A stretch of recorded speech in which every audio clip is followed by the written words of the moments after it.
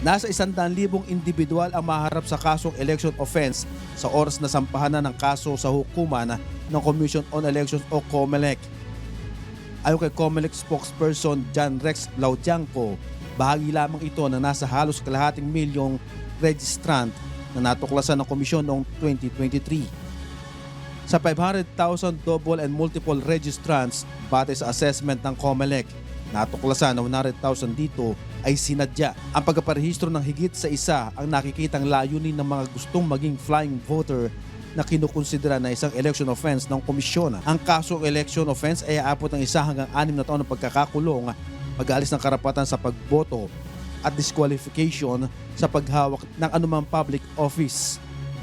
Binalaan naman ng komisyon ang sinumang individual na nagpaplanong gumawa nito. Samantala, ayon kay spokesperson Laudianco, umabot na sa 175,000 applications ang natanggap ng full body sa ikalawang araw ng voter registration period para sa May 2025 midterm elections.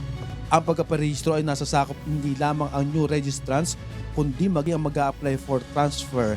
Ang pagkaparehistro ay nasasakop hindi lamang ang new registrants kundi maging ang mag-a-apply for transfer dahil sa pagbabago ng tinitirhan, deactivated sa anumang kadahilanan, change status, at correction sa entries at iba pa. Bukas ang pagkaparehistro alas 8 ng umaga hanggang alas 5 ng hapon kung saan kasama maging ang Sabado at holiday na tatagal naman hanggang September 30 ngayong taon. Bukas ang pagkaparehistro alas 8 ng umaga hanggang alas 5 ng hapon kung saan kasama maging ang Sabado at holiday na tatagal naman hanggang September 30 ngayong taon. Jerry Galicia, humahataw sa Balita Ngayon.